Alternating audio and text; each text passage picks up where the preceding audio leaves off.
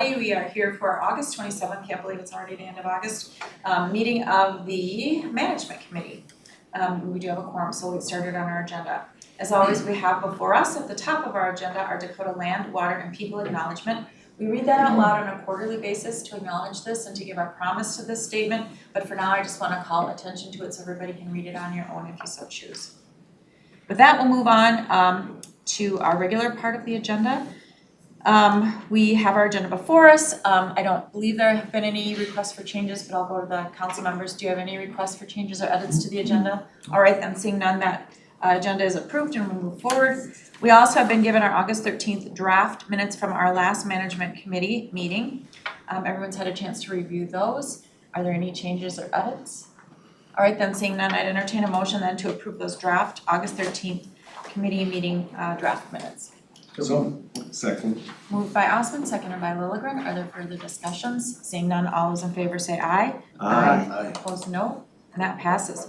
We'll now move on to our non-consent business items. We have quite a few today, so we're gonna work hard to get through these and be thorough about it. So the first one is our third quarter budget amendment. We've got Stuart McMullen, our Director of Budget, with us today to go through all of those items. And thank you for being with us today, Stuart. Thank you, Madam Chair. My name again is Stuart McMullen. I'm the Budget Director here at the Met Council. Here and available to answer any questions. We might have our Heather Giesel, MTS and Community Development Finance Director, and Ruth Crow-Lane, Budget Director at Metro Transit. I'm here to present 2025-194 JT, the 2025 third quarter budget amendment, which includes changes to the operating budget in community development and transportation and the capital budget in community development and transportation. The amendment was reviewed and approved by the Community Development Committee on August 18th and the Transportation Committee this past Monday, August 25th. Starting with the operating budget, notable changes include an increase in community development of the amount available for federal housing choice voucher pass-through funds, an increase of $5 million.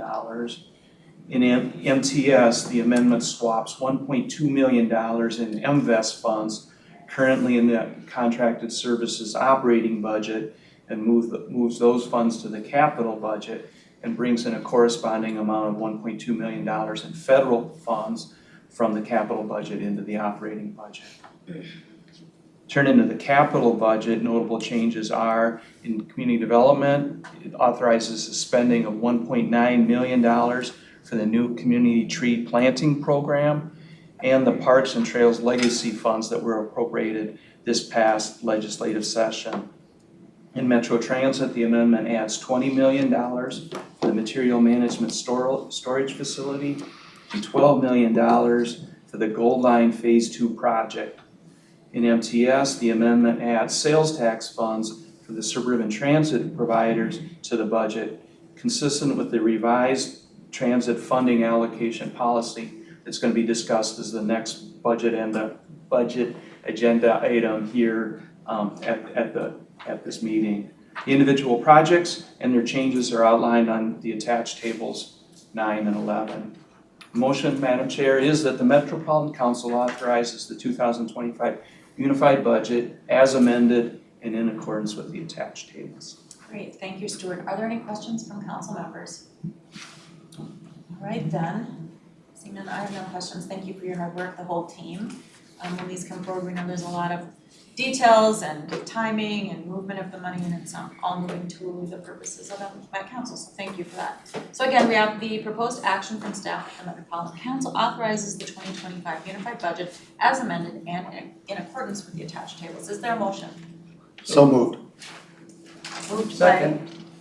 Moved by Mark, Jenkins. Thank you. I always just gotta get your last name. I'm okay. so sorry. That's all right. We'll get more motions from you and I'll get used to it. Mark, Councilmember Jenkins, seconded by Councilmember Osmond. Any further discussion? Seeing none, then all those in favor say aye. Aye. And those opposed, no, and that passes. So thanks again for being here today on that item. Next up, we have an item. It is the Transit Funding Allocation Policy Update 2025-100-170, and it's a joint committee items and we've got Charles Carlson, our Executive Director of MTS with us. So hi, Charles. Great Thank to see you, you. Madam Chair. Good afternoon, council members. Charles Carlson with MTS. This item was before the Transportation Committee on Monday and was recommended for approval. This updated policy allocates federal, local, and regional transportation sales and use tax revenue and sets general policy for these funding sources. On the federal side, the proposed allocation increases funds to suburban providers by using the full federal allocation formula. The University of Minnesota would also receive increased funding based on service delivered and newly incentives. The change increases funding above current levels, and the council would receive remaining funds. For regional transportation sales and use tax, 75% of the sales tax funds are required to fulfill a previous structural operating deficit that the council faced and for other purposes that are directed by law. Around 25% remains for allocation amongst providers, and a population-based allocation is recommended, which corresponds to 4.55% that's identified in the proposed policy amongst the 12 replacement service municipalities or suburban providers. On the transit capital levy, the council would, under this policy, allocate equivalent funds levied in these areas for transit debt service to these providers of other funding sources to be used for transit purposes. These funds would only be allocated in years that the council receives legislative authority to issue RTC bonds. And adopting this policy enables transit providers to develop budgets for 2026 and for future capital projects based on clear policy direction and increased certainty and predictability in their funding levels. We estimate that the proposed allocation to suburban providers reflects roughly $3.8 billion over the next 25 years and corresponds to a net 11% increase in the council's assistance to these providers. With that, Madam Chair, the proposed action is that the council adopt attached FM 12.3 transit funding allocation policy and direct staff to develop procedures to implement the policy. With that, I'd be happy to answer any questions. Appreciate that. Are there any questions from council members? This item has made the rounds. Yeah. Quite a bit. Councilmember Lilligren. Thanks. Not a question, but just a comment to really thank Charles and to your team for moving on this. This is very complicated, right? And it's not like we got this big bucket of money that we can just kind of spend. We had to figure out this policy, and I'm just really impressed with the work that you've done and that your team has done to get us to this point. I know there've been you said to make the rounds, Madam Chair. It's, there's been an engagement with some of our other transit partners and clarification, and I guess this is what I would call a heavy lift. And so thank you for your work on this. Yes. Any other questions? And I would just add my thanks to Charles.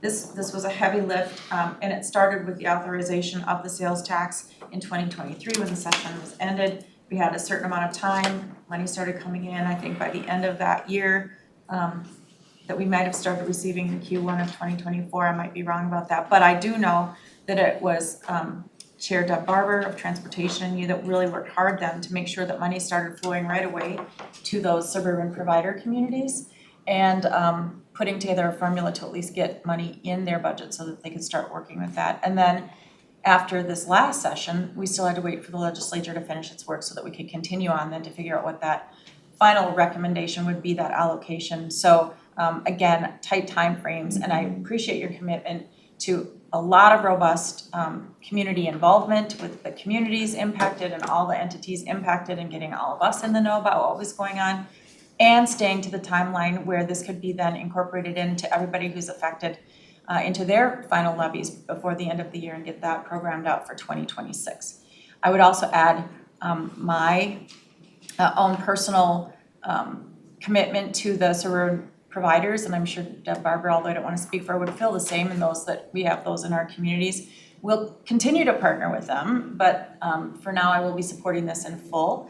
But they are great partners out there. We're all providing transit across the region, and while we might have a disagreement on that allocation amount, we have to really make sure that we are kept whole too, because we happen to also be the biggest suburban provider of transit at Metro Transit, and we want to make sure that in all of the shifting of money that relieved the counties of some of their obligations, and that money would come into the council. That money is not all fully replenished, and so we had to make a lot of adjustments and changes to this very big budget, doing many things that all really fold into Imagine 2050. So again, kudos to you, Charles. Our partnerships will remain active and our doors will always be open, and we'll continue to have good conversations. So with that, we do have then before us that the Metropolitan Council adopt the attached FM 12-2 transit funding allocation policy, and secondly, direct staff to develop procedures to implement this policy. So moved. It's been moved by Councilmember Jenkins. Thank you. Is there a second? Seconded by Councilmember Barber. Any further discussion? All right, seeing none, all those in favor say aye. Aye. Those opposed, no. And that passes unanimously, so thank you so much. And that is on our agenda tonight at the regular council. September 10th. Oh, I'm sorry, September 10th, wrong item, thank you. All right, we're moving on to our next item, which is 2025-202, and this is area-wide network hosting contract 251067. And we're bringing back Gretchen White, our Chief Information Officer, and Jody Jacoby, who's with us as well from procurement, and thank you for being with us tonight. Thank you. Madam Chair and Johnson and committee members, I'm here to present business item 2025-202, wide area network hosting. So currently the council takes services from the state of Minnesota, Minnesota IT. They provide us data center co-location hosting services. So basically, we'll call it like a rent a space. And what we get for that is we get the physical space for our hardware. We also get power, cooling, security, so secure 24/7 access, and then connectivity so that we can connect to our resources that we need. The hardware used to run those applications, we put that in the space. That's actually owned by the council and managed and everything by us. But the data center is in agreement with Minute. So annually, we spend about $500,000, and the rates are adjusted each year annually by the state of Minnesota CIO and the commissioner of the Minnesota Management and Budget. So, any questions before the proposed action? Yes, are there questions at this point? All right, seeing none then, you can go ahead. Yep. So the proposed action is that the Metropolitan Council authorize the regional administrator to negotiate and execute contract 251067 with the State of Minnesota Information Technology Services, Minute, to provide data center location hosting services in an amount not to exceed $4,948,734. Okay. Any other thoughts, comments? I'm not gonna reread it because you just did a great job at that. So we've got the proposed action. Is there a motion? So moved. Moved by Osmond, is there a second? Second. Thank you, Councilmember Jenkins. Moved and seconded. Any further discussion? Seeing none. All those in favor say aye. Aye. Those opposed, no. And that passes unanimously. And Gretchen's gonna stay around for a little bit. We've got a few more items with her. And this is 2025-217. This is Mitel Systems Maintenance Services Contract 25P043. Nope, did I jump ahead one? Did you jump? Sorry, 2025-203E911 Independent Emergency Services Contract 20P022. Yes, and I've Thank brought up and coming member of our team. Madam Chair, members of the committee, I am Josh Alsweger. I'm Operations Program Manager in the IS Department, working for Gretchen. I am here to present business item 2025-203, which is a proposal to extend contract 20P022, which is a maintenance and support contract for our E911 call handling system. So Metro Transit's Transit Control Center is a secondary 911 call center.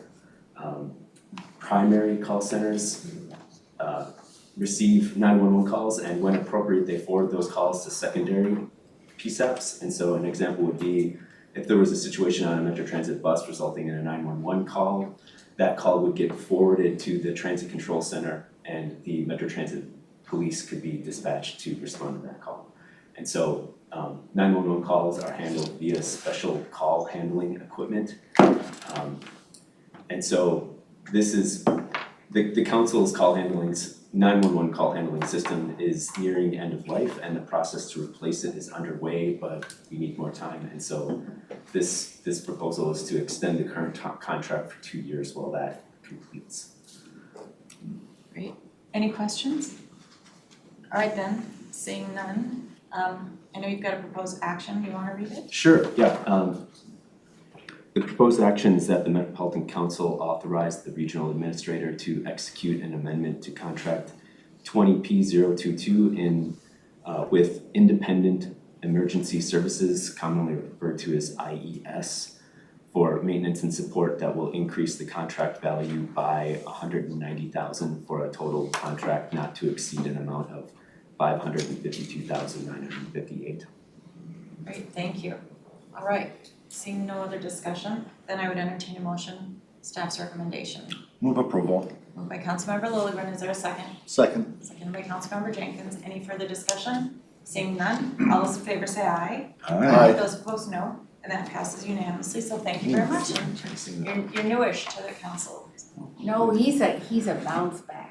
Oh, wow. Mm. Like A that. high quality bounce I had back. to crawl through that re-applicant door for Yeah, the census. And he does actually have a lot of 911 expertise. When I left, I went to Yeah. the state and worked for the Department of Public Safety and their Emergency Yeah. Communications Network group, which supports all of the primary 911 call centers in the state, so. Yeah.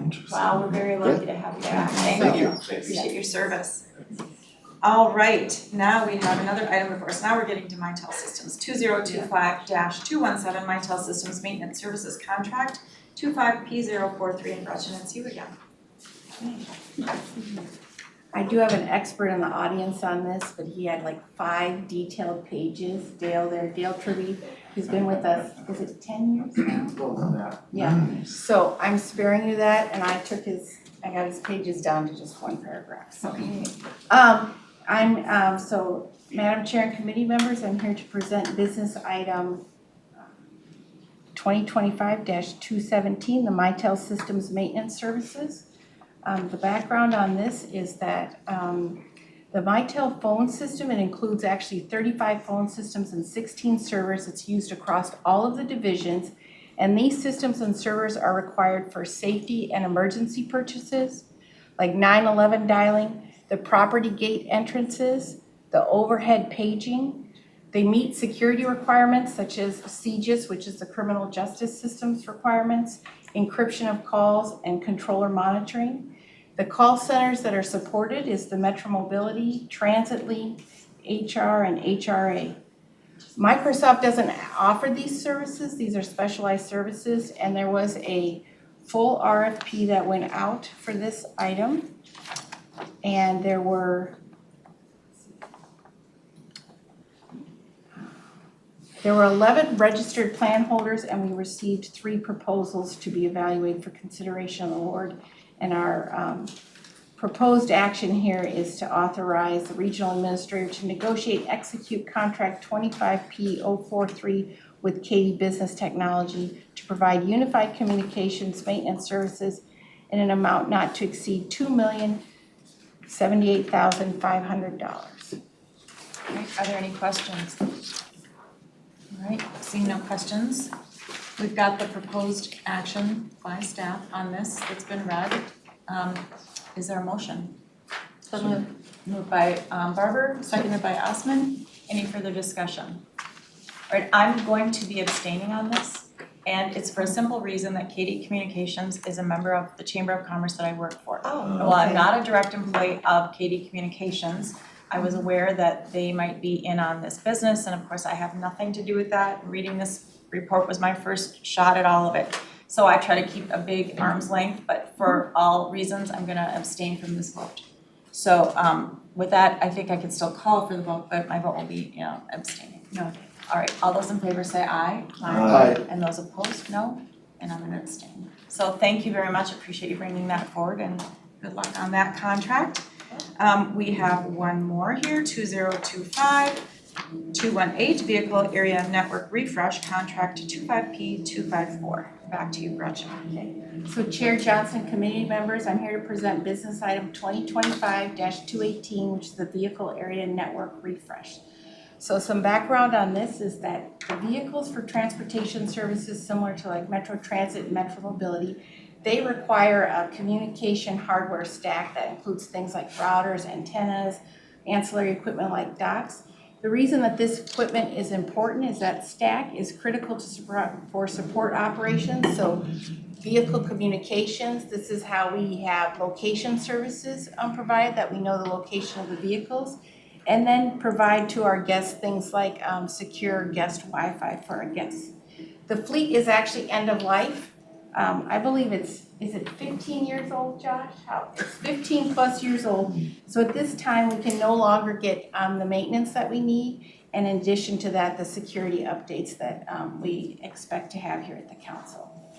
So for this item, the proposed action is that the Metropolitan Council authorize the regional administrator to negotiate and execute contract 25P254 with Paragon Development Systems to provide vehicle network equipment, licensing, maintenance, and the technical services for an amount not to exceed $8,800,000. Thank you. Are there any questions? Councilmember Barber. Thank you, Madam Chair. As you know, we're doing a big tech update and everything, Metro Transit, and there's a lot of activity going on right now. How does this integrate with that, and will this help communications as we're doing the broader upgrades? I would call this a pre-dependency to the fare collection update. If we did not do this, we wouldn't be able to implement the offerings that we're gonna have from Cubic. So that is, let's need to do the one before the other. Thank you. Great question, thank you. It's a between MTS and MT, it's around 1,700 vehicles. So before we come to you here with the different divisions, there's been many, many months of testing and pain. Charles has already left the room, he doesn't want to talk about that pain. But anyway, there's a lot of joint effort between the IS groups and the divisions to verify that this will work with our systems that we have today and in the future. And I'm sure Josh can say this, we're actually very excited to see this happen. This is something that's very much needed for both MTS and MT. Yes. Any other questions? And I just want to, echo everything that you said. So Gretchen, when you came to the council, I'm sure it was wide and deep, all the things that were, you were scanning and you stayed with us, which was really nice. Yeah. But to see you come before us and Josh and others and all of the people that were involved in the divisions, getting this all lined up in proper order, getting the right vendors to the table and making sure it all happened and combing through all of those that are trying to become vendors. It's a huge, huge lift by everybody. But to Councilmember Barber's point, we're doing a massive, technology upgrade here at the council, but how we sequence that is critical. And so your leadership on that is greatly appreciated. Thank you. So we do have, again, the recommended proposed action by staff that's already been read. So is there a motion to approve? So moved. Councilmember Barber moved. Second. Seconded by Lilligren. Is there any further discussion? Seeing none, all those in favor say aye. Aye. Those opposed, no. And that passes unanimously, so congratulations, great work. And we look forward to other contracts moving forward. All right, we have one more item on our agenda tonight, and that is back to insurance. We are gonna be talking about 2025-219, it's Green Line Extension Rail Liability Insurance. And we've got, Phil, are you gonna speak to this? I will kick things off, Madam Okay, Chair. great, thank you. Yeah, as you mentioned, this is a item on insurance, the Green Line Extension Insurance, and you may notice a new name on the agenda. Ray Engler is our new Director of Risk, and I told him before this committee meeting started, if there's time, we'll have you come up and do introductions. We have a very full agenda, but we have 50 minutes now, so. Yeah. Anyway, so Ray started a couple weeks ago, and I just thought it'd be great for him to meet everyone here, and he reports to Ned, so Ned, I'll turn it over to you. I can't imagine I could say anything that would add more value than what you just said. So I'll turn it over to Ray for him to introduce himself. Thank you, Madam Chair, committee members. Ray Engler. I am in my third week here. Wow. And thank you for staying with us. It's frankly been amazing. The people at the council are amazing. And I've received an immense amount of support, and I very much appreciate that.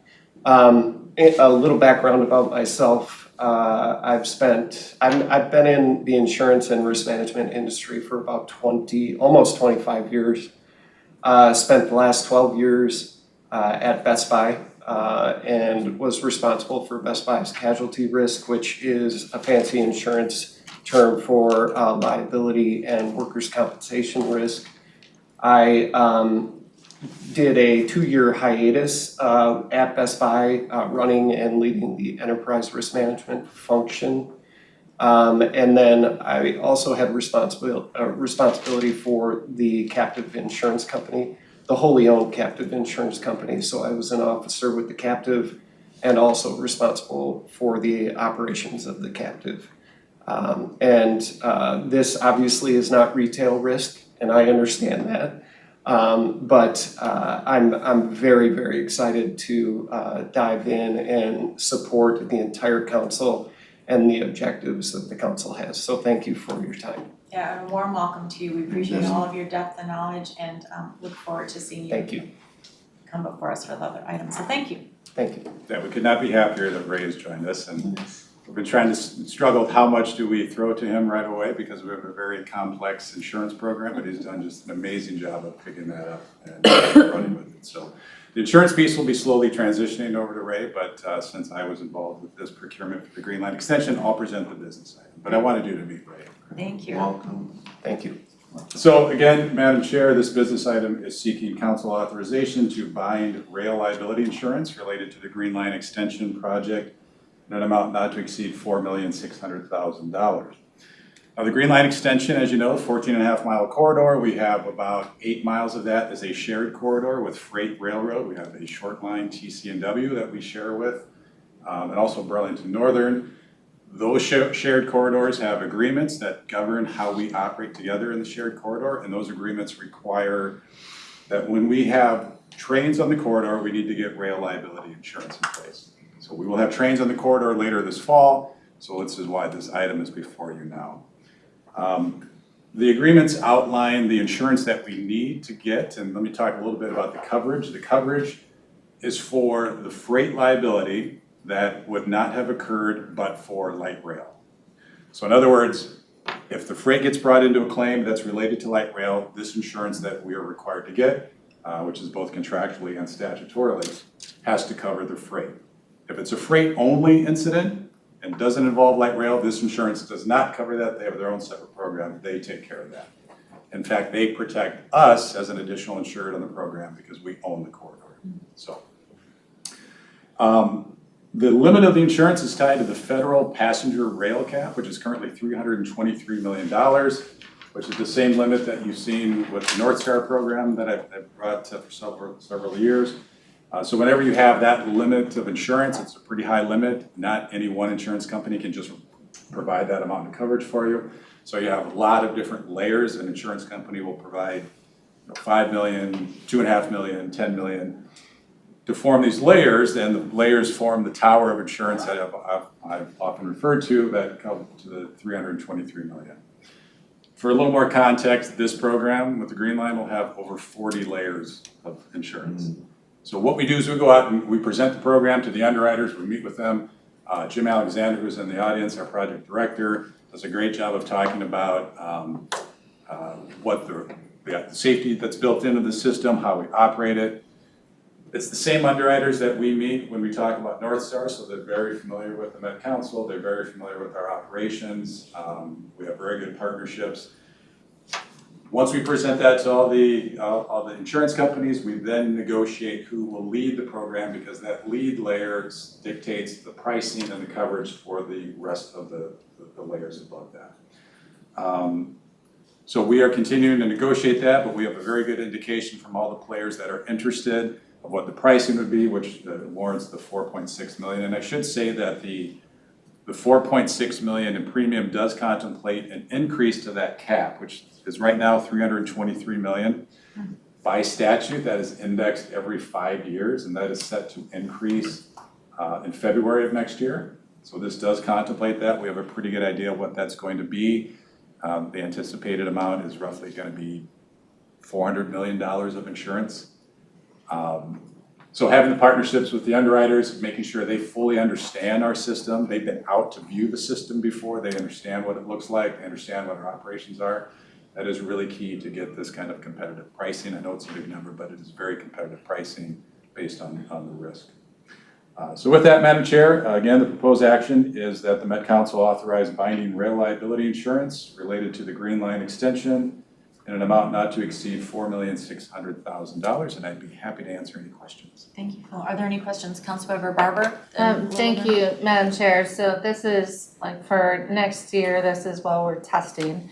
And is there a different kind of structure for insurance policies once we go into revenue service, or is it a similar structure that we're just have to continue even though it's the different types of activities?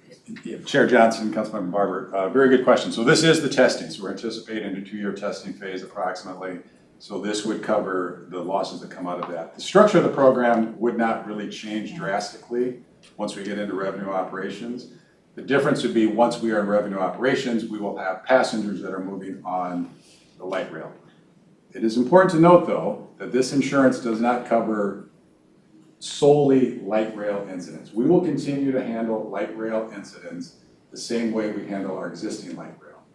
We do that through our self-insurance program. This picks up the contractual liabilities that we picked up in our agreements with the railroads, which is really a freight railroad.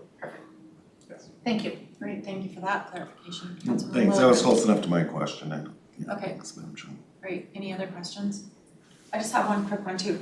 And then in this, it says that this will be a 1-year agreement from September to September of next year. Is that normal, or are we just doing that because there will be an adjustment in January? Or is that just to get us the next 2 years and then, or do we go longer than that typically? Chair Johnson, it's normal to have an annual policy. We have had other insurance programs that have gone more than 1 year, but with this type of insurance and given the fact that we're in testing phase, the underwriters were comfortable with a 1-year policy. Okay, great. Anything else? All right, we have staff's recommendation before us that's been read. That the council authorizes binding liability insurance related to the Green Line extension in an amount not to exceed $4.6 million. Is there a motion? So moved. Moved by Osman, is there a second? Second. Seconded by Jenkins. Any further discussion? Seeing none, all those in favor say aye. Aye. Those opposed, no. And that passes unanimously. So again, thank you to everybody here today. Great work, we appreciate it, and yeah, we ended early, I thought so this would be a bunch. time back in your life. Meeting's adjourned. Thank you, everyone. Thank you. Never would have guessed. I agree. That's it. Maybe